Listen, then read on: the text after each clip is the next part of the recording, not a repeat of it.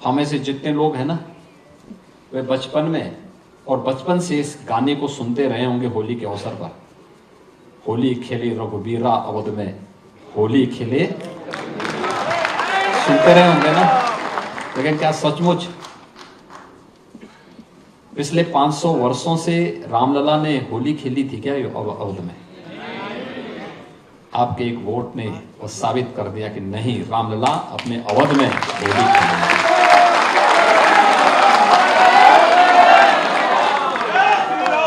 आपका एक वोट देश की तकदीर को कैसे बदल सकता है? कश्मीर से धारा 370 को हटा दिया गया। क्या ये कोई और पार्टी कर पाती? ये केवल धारा 370 नहीं हटी, देश के अंदर उग्रवाद और आतंकवाद की ताबूत पर अंतिम कील थी। प्रहार है ये उस पर।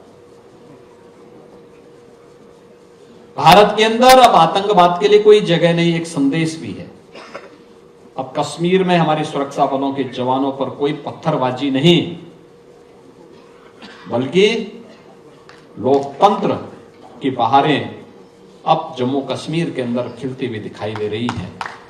जम्मू कश्मीर विशेष भारत का हिस्सा उसी प्रकार से है जैसे देश का कोई अन्य भाग है।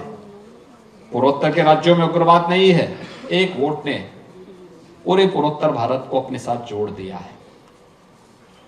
आपका एक वोट आपके जीवन में कितना बेहतरी ला सकता है। ईज ऑफ लिविंग की बात करते हैं। हमारा जो प्रबुद्ध वर्ग है ना, ये सब हमेशा इस बात की कहता था, जीवन की सुगमता कैसे होनी चाहिए। उसमें सुरक्षा हो, बेहतर वातावरण हो, अच्छी कनेक्टिविटी हो, स्वास्थ्य के लिए, शिक्षा के लिए उस प्रकार के अवसर हो, व्यापार के लिए अनुकूल माहौल हो। क्या सचमुच 2014 के पहले देश के अंदर और 2017 के पहले क्या उत्तर प्रदेश के अंदर इस प्रकार का माहौल था क्या? नहीं था। यही गाजियाबाद है। 1998 से मैं सांसद था। गाजियाबाद आने में हम लोग एक बार हिचकते थे, दो कारणों से। एक, गाजियाबाद अपराध के लिए, और दूसरा गाजियाबाद गंदगी के लिए। ये दो के लिए बहुत वैसा था।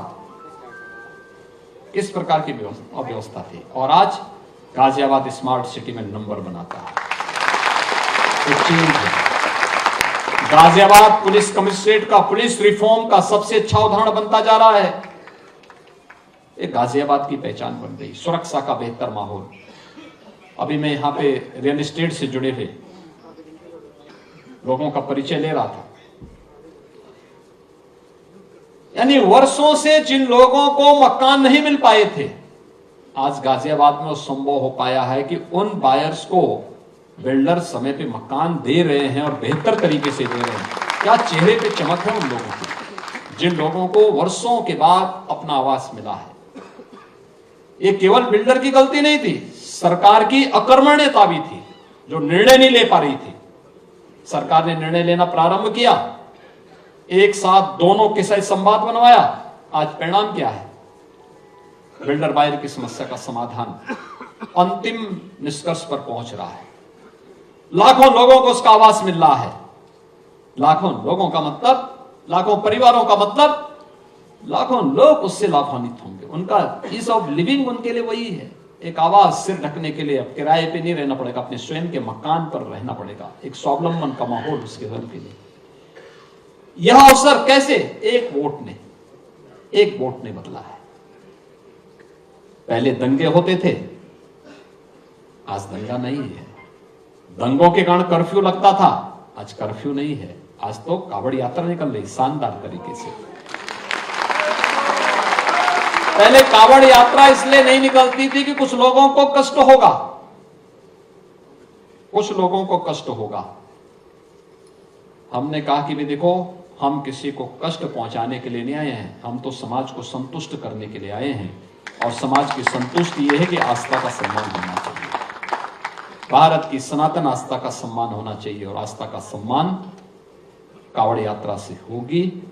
हमारा सनातन धर्मावलंबी किसी को छेड़ता नहीं है, शांतिपूर्ण तरीके से, सौहार्दपूर्ण तरीके से जीवन यापन करना चाहता है। कावड़ यात्रा का जब निर्णय था, बहुत कठिन निर्णय था, क्योंकि इससे पहले बैन था, कोई राज्य नहीं निकालने दे रहा था और ये सब चीजें तय थी पहले से, एक लिखित डॉक्यूमेंट बना हुआ था, उसके अनुसार सब लोग उसको केवल लागू करते थे। हमने कहा भी क्या है, क्या बैठक हुई? उन्होंने कहा साहब बैठक हो गई। अरे हमने कहा हुआ क्या, क्या तय हुआ? कहा साहब कावड़ यात्रा नहीं निकल पाएगा। तो मैंने कहा फिर हम लोग क्या यहाँ ताली बजाने के लिए आए हैं क्या?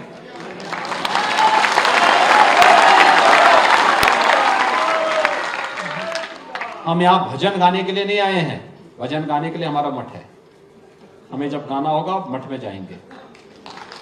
शासन में आए हैं तो शासन दमदार तरीके से चलेगा और उस दमदार तरीके से चलाना सिखाएंगे। जिसको काम करना होगा हमारे साथ काम करेगा, जिसको काम नहीं करना होगा वो छुट्टी लिख के दे, मैं भी सैंक्शन करता हूं, जीवन भर के लिए छुट्टी कर दूंगा। लेकिन मेरी डिक्शनरी में ना शब्द नहीं होगा, हमें निकालना है तो निकालना है। कावड़ यात्रा यूपी के अंदर निकलेगी, चाहे अन्य राज्य स्वीकृति दे न दे, यूपी के अंदर हम निकालेंगे। लोगों ने कहा करोड़ों लोग आएंगे, मैंने कहा ये तो और अच्छा अवसर है, और अच्छा अवसर है अपने आप को साबित करने का कि हम करोड़ों लोगों को शांतिपूर्ण तरीके से, और हमने किया, करके दिखाया। हमने देखा होगा कावड़ यात्रा भी शानदार तरीके से चली। कुंभ में 24 करोड़ लोग आए, श्रद्धालु आए, तिनका नहीं हिला। अभी अयोध्या में लगभग 1.5 करोड़ श्रद्धालु दर्शन कर रहे हैं, कर चुके हैं। कितना शांतिपूर्ण तरीके से दर्शन चल रहा है। जो जा रहा है नई अयोध्या में अयुबोध तो हो ही रहा होगा ना। अब उसको लग रहा है ना ये अयोध्या है। एक वोट ने ये चेंज लाया है। बहनों और भाइयों, आज वही कहने के लिए मैं आया हूं कि सबसे पहला काम, आप सभी लोग समाज का नेतृत्व करते हैं, समाज को अपने अपने सेक्टर में नेतृत्व प्रदान करते हैं। आपकी जिम्मेदारी बनती है लोगों को लोकतंत्र के प्रति जागरूक करके वोट डालने के लिए प्रेरित, स्वयं भी हो और लोगों को करें भी। बहस नहीं, वोट, उसकी कीमत, और उसके लिए अपने आप को तैयार करना। दूसरा जो चेंज आया है पूरे देश के अंदर, यह एक करिश्माई व्यक्तित्व के कारण, और वह नाम है देश के यशस्वी प्रधानमंत्री श्री नरेंद्र मोदी जी। मोदी जी के कारण दुनिया के अंदर भारत के पासपोर्ट की कीमत बढ़ी। मोदी जी के कारण देश की सीमाएं सुरक्षित हुई। मोदी जी के कारण आंतरिक सुरक्षा की स्थिति बेहतर हुई। मोदी जी के कारण आधुनिक इंफ्रास्ट्रक्चर, रैपिड रेल, ये 12 लेन का express highway, airport, air connectivity. आप तो देखो हिंडन में भी एयरपोर्ट और जेवर में भी भारत का सबसे बड़ा एयरपोर्ट गाजियाबाद के नजदीकी बन रहा है। हम मेट्रो की कनेक्टिविटी दे रहे हैं वहां पे, रैपिड रेल से और मेट्रो से कनेक्ट कर रहे हैं गाजियाबाद को वहां से। तो आपके तो हर हाथ में लड्डू ही लड्डू है। पहले कोई गाजियाबाद आना नहीं चाहता था, आज कोई गाजियाबाद छोड़ना नहीं चाहता। ये अंतर है। यहां से रोड की कनेक्टिविटी भी बेहतर हुई है और हम गाजियाबाद और मेरठ के बीच से गंगा एक्सप्रेस वे को ही लेकर के जा रहे हैं, जो आपको सीधे प्रयागराज तक जोड़ देगा। मात्र 7 से 8 घंटे में आप प्रयागराज पहुंच जाएंगे। 4 लेन की बेहतरीन कनेक्टिविटी, यानी 8 लेन का एक्सप्रेस हाईवे के साथ हम जोड़ देंगे। इतनी बेहतर कनेक्टिविटी, इस रूप में सुरक्षा का इतना वातावरण। पहले बेटी भी सुरक्षित नहीं थी, व्यापारी भी सुरक्षित नहीं था, और आज लोग कहते हैं कि साहब यूपी में अपराधी सुरक्षित नहीं है। देखो यही अंतर होता है। पहले बेटी अपने मां बाप को, भाई शादी ब्याह के बाद उसको जाना होता है ससुराल में, लेकिन पहले वह ससुराल जाने के पहले ही अपने माँ बाप को छोड़ने के लिए मजबूर हो जाती थी, क्योंकि या तो स्कूल नहीं जा पाती या जाना है तो फिर दूर रिश्तेदार में या हॉस्टल में उसको माँ बाप डाल देते थे, क्योंकि हर माँ बाप चिंतित रहता था। आज कोई बेटी की तरफ टेढ़ी नजरों से देख नहीं सकता। और व्यापारी तो आपने देखा होगा माहौल किस प्रकार का है। 40 लाख करोड़ रुपए का निवेश का प्रस्ताव यूपी में, और एक साथ तो अब तो रिकॉर्ड है। एक दक्षिण भारतीय राज्य के एक वित्त सचिव मेरे पास आए अभी हाल ही में। उन्होंने कहा साहब एक बात बताइए कि जो ये आपका बजट है ये सही है या गलत है?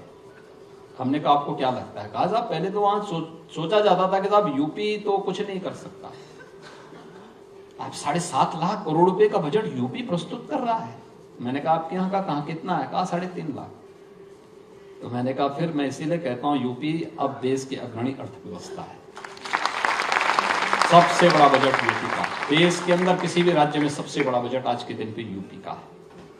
और सबसे ज्यादा निवेश के प्रस्ताव 10.5 लाख करोड़ रुपए निवेश के प्रस्ताव एक साथ प्रधानमंत्री जी ने अभी 19 फरवरी को शिलान्यास भी किया है। ये बदलता हुआ यूपी है, और ये तभी संभव हो पाया है जब आपके एक वोट सही जगह लगा है। गलत लगता तो कर्फ्यू भी साथ आता, दंगा भी साथ आता, बेटी और व्यापारी की सुरक्षा भी साथ लाती, यानी उनके लिए असुरक्षा का माहौल भी पैदा करता। भ्रष्टाचार अलग, और गरीब कल्याणकारी योजनाओं पे तो ऐसे ही वे लोग ग्रहण लगा देते। और इसीलिए आज जो माहौल है, इस माहौल को और मजबूत करना है। मोदी जी के नेतृत्व में भारत उनके तीसरे कार्यकाल में तीसरी बड़ी अर्थव्यवस्था बन जाए। तीसरी बड़ी अर्थव्यवस्था का मतलब हर नौजवान के हाथ को कार्य, व्यापार को फलने फूलने का अवसर प्रदान करना, विकास, सर्वांगीण विकास के सभी आयामों को छू करके भारत दुनिया के अंदर ग्लोबल लीडर के रूप में स्थापित होगा। इस विश्वास के साथ आज भारत कार्य कर रहा है। दुनिया ने मान लिया भारत की ताकत को, देश की, दुनिया की सबसे बड़ी उभरती हुई अर्थव्यवस्था के रूप में उभरता हुआ हमारा भारत, हर भारतवासी के लिए गौरव की बात होनी चाहिए। एक तरफ मोदी जी का नेतृत्व है जो भारत को तो सुरक्षित माहौल दे ही रहा है, दुनिया के अंदर क्राइसिस मैनेजमेंट में किस प्रकार की लीडरशिप होनी चाहिए मोदी जी से लोग सीख रहे हैं। दुनिया के अंदर कहीं भी कोई संकट आता है, भारत की तरफ आज लोग आशा भरी निगाहों से देखते हैं। कोई भी देश हो भारत की तरफ देखता है। ये जो परिवर्तन हुआ है, इस परिवर्तन के हम सब साक्षी बन रहे हैं। मैं तो अयोध्या में पहले भी और 22 जनवरी का भी मैं साक्षी हूं, उसके बाद भी मुझे कई बार जाने का अवसर मिला। देश का जो भी श्रद्धालु वहां आता है, कोई पिलर को पकड़ करके भावुक होता है, कोई जमीन पे लोड करके भावुक होता है। पीढ़ियों की इस तमन्ना एक साथ समाधान के रास्ते पर निकली है। लोग आस्थावान, हर आस्थावान आज प्रफुल्लित है, पीढ़ियों के प्रति कृतज्ञता ज्ञापित कर रहा है। यह अवसर आपके वोट ने बदली है, और उसी वोट को, जो मोदी जी को दिया गया वोट है, उस वोट की कीमत आप सबको भी एहसास होना चाहिए। और उसी के प्रति एहसास व्यक्त करने के लिए और उसी का एहसास कराने के लिए आज मैं आपके बीच आया हूं। अभी चुनावी सभाएं प्रारंभ नहीं हुई, अभी तो केवल एक प्रत्याशी का परिचय भी आपके सामने है। कोई अपरिचित व्यक्ति नहीं है, एक परिचित चेहरा है, और उस परिचित चेहरे को साथ ही एक सामान्य परिचय प्रबुद्धजनों के लिए, और इस बात के लिए कि चुनाव के दौरान अपेक्षा करना कि प्रत्याशी घर घर आ सके बहुत कठिन होता है। हर व्यक्ति को प्रत्याशी स्वयं बनना पड़ेगा। हर प्रबुद्ध जन को स्वयं आगे आकर के इस नेतृत्व को स्वयं स्वीकार करना पड़ेगा, और फिर उस अभियान के साथ आगे बढ़ना पड़ेगा। गाजियाबाद को हमने बदलते हुए देखा है, और ये अच्छा है। पिछले 10 वर्ष में जनरल वीके सिंह जी के नेतृत्व में एक एक कार्यक्रम को उन्होंने यहां पे आगे बढ़ाने का काम किया। लेकिन परिवर्तन एक व्यवस्था का पार्ट होता है, और उस व्यवस्था के अंतर्गत श्री अतुल गर्ग जी को, जो वर्तमान में विधायक भी हैं और प्रदेश में पहले मेरे साथ सरकार में मंत्री भी रह चुके हैं, आज उनको प्रत्याशिता के रूप में पार्टी ने यहां पर आपके बीच में उतारा है। और इसीलिए उनके प्रति आप सब इस भाव के साथ कि प्रत्याशी घर घर आज के दिन पर जाए, क्योंकि यहां तो 26 अप्रैल को ही चुनाव होना है। तो 26 अप्रैल का मतलब आज से ठीक 1 महीने के अंदर चुनाव होना है। और ये संभव ही नहीं, मैं मानता हूं, मैं सांसद रहा हूं और मैं मानता था कि सांसद जब 5 साल चलेगा तब गांव गांव जा पाएगा, और जब वो 50 साल रहेगा तब वह घर घर जा पाएगा। तो घर घर जाना कठिन होता है। हाँ, जब एक बार चुन लिया जाए तो उसके बाद फिर गांव गांव में बुलाइए, कार्यक्रम गांव गांव में करिए, मोहल्ले मोहल्ले में करिए, तो ये तब संभव हो पाता है। और इसीलिए आज केवल इसी बात को लेकर के कि आज देश के अंदर जो चीजें चल रही हैं, हर व्यक्ति, विपक्ष के पास भी बोलने के लिए कुछ नहीं है। पहला चुनाव है जिसके परिणाम के बारे में हर व्यक्ति पहले से आसानित है। 18वीं लोकसभा और 18वीं लोकसभा के लिए होने वाले चुनाव के प्रति पहले से ही तय है। एक तरफ फैमिली फर्स्ट को लेकर के इंडी गठबंधन है, तो दूसरी तरफ एनडीए प्रधानमंत्री मोदी जी के नेतृत्व में एनडीए नेशन फर्स्ट की थ्योरी के साथ आपके सामने है, देश के सामने है। एक तरफ जातिवाद के नाम पर सामाजिक ताने बाने को छिन्न भिन्न करने वाला इंडी गठबंधन है, और दूसरी तरफ गरीब कल्याणकारी योजनाओं के माध्यम से देश के अंदर बिना भेदभाव के समाज के हर तबके को बिना किसी भेदभाव के सबका साथ और सबके विकास की भावना के साथ कार्य करने वाला एनडीए मोदी जी के नेतृत्व में है। मोदी मतलब 12 करोड़ अन्नदाता किसानों को प्रधानमंत्री सम्मान निधि का लाभ देने वाला। मोदी मतलब 10 करोड़ गरीबों के घर में उज्ज्वला योजना का सिलेंडर पहुंचाने वाला। मोदी मतलब 2.5 करोड़ घरों में बिजली के फ्री में कनेक्शन उपलब्ध कराने वाला। मोदी मतलब 60 करोड़ गरीब भारतवासियों को फ्री में 5 लाख रुपए की स्वास्थ्य बीमा का कवर देने वाला। मोदी मतलब 50 लाख स्ट्रीट वेंडर को पीएम स्वनिधि योजना के साथ जोड़ने वाला। मोदी मतलब देश के अंदर गांव हो, गरीब हो, किसान हो, नौजवान हो, महिला हो, समाज के प्रत्येक तबके को समाज की मुख्य धारा के साथ जोड़ करके आत्मनिर्भर भारत की परिकल्पना के माध्यम से विकसित भारत के लक्ष्य को प्राप्त करने के संकल्पवान शक्ति का नाम नरेंद्र मोदी। और मोदी जी के नेतृत्व में हम इस संकल्प को पूर्ति के माध्यम बने, हम भी इस संकल्प के साथ जुड़े, क्योंकि विकसित भारत तब होगा जब विकसित उत्तर प्रदेश होगा, और विकसित उत्तर प्रदेश के लिए विकसित गाजियाबाद, और विकसित गाजियाबाद के लिए एक साथ स्थानीय स्तर पर, राज्य स्तर पर और केंद्र स्तर पर बेहतर समन्वय के साथ काम करने वाली टीम, और उस टीम के रूप में आज भारतीय जनता पार्टी ने श्री अतुल गर्ग को आपके बीच में उतारा है। मित्रों, आप सबका सानिध्य और सहयोग उन्हें प्राप्त होगा, इसमें कोई संदेह नहीं। आपको उसे लीड भी करना है, आगे बढ़ करके, बढ़ चढ़ करके काम करना है।